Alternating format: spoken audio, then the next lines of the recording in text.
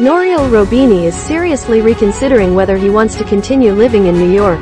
Mostly because, well, he wants to survive. There's a scenario in which, in the next 12 months, Russia uses tactical nuclear weapons against Ukraine and then they attack NATO and we start a conventional war with Russia.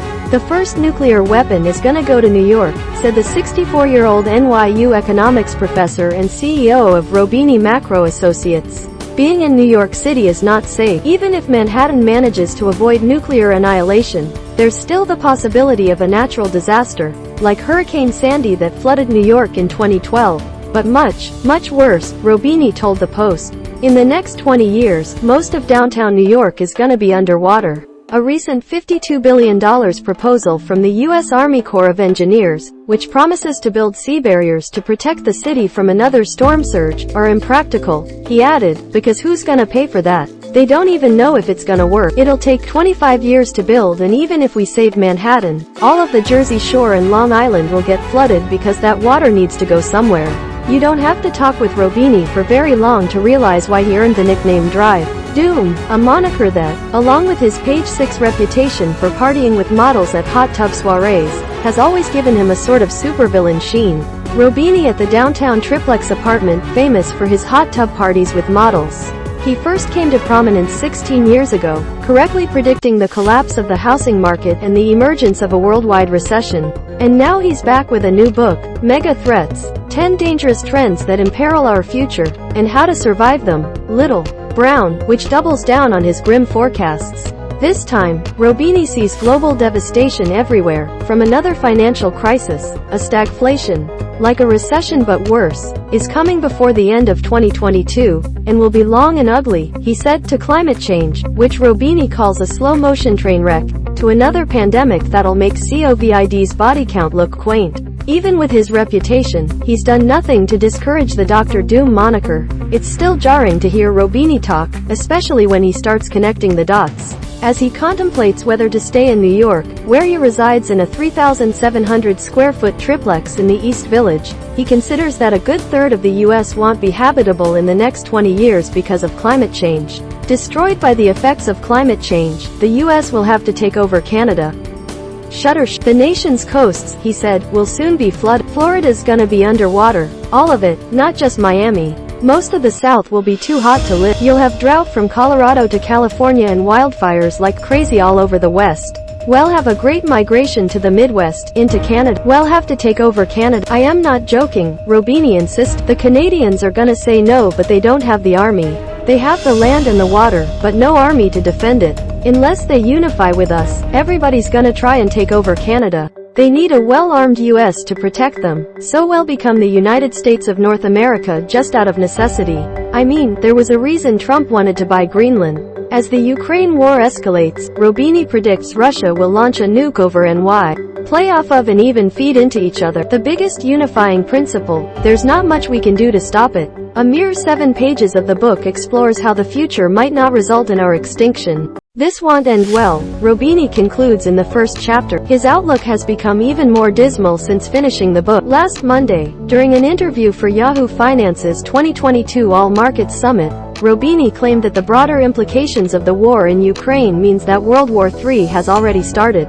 Still, he surprised even himself. I was a bit crazy speaking about World War III, right? He said with a laugh. I don't say anything about World War III in the book. Imagining a storm much worse than Sandy. He says NY will be underwater in 20 years.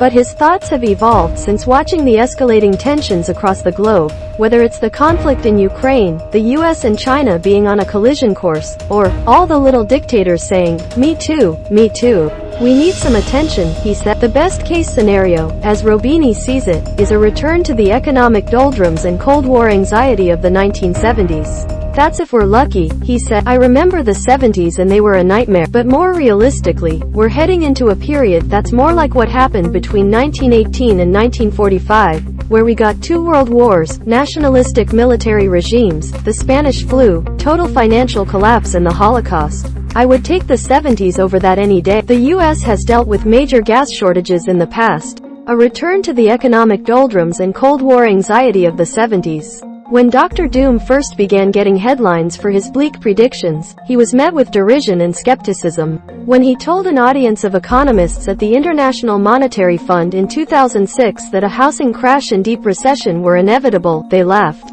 Gawker named Roubini the Joe Francis of pessimism. Porn and economist Anirvan Banerjee quipped to the New York Times in 2008, "Even a stop clock is right twice a day." But in the years since, Roubini's been invited to speak before Congress, the Council on Foreign Relations and the World Economic Forum at Davos. His portending is now called lucid and nuanced, by Black Swan investor Nassim Nicholas Taleb, and sobering and necessary, by Barry Eichengreen, professor of economics at the University of California, Berkeley. Roubini doesn't take the praise too much to heart. "I've never been always right," he said. "I am not a great seer of knowledge or anything." He pauses to consider this, "But most of the time I am right. Being in New York City is not safe," Roubini warns. Born in Istanbul to Iranian Jewish parents, Roubini had anything but a stable home life. His family moved frequently during his youth, first to Tehran, Iran, when he was 2, then to Tel Aviv, Israel when he was 3, and finally settling in Milan, Italy, when he was 6. Far from finding it traumatizing, Roubini enjoyed the transient existence so much that today he calls himself a global nomad, spending more time on planes than in one city. He is unmarried and childless. Instead, he went on to study economics in Milan and later Harvard.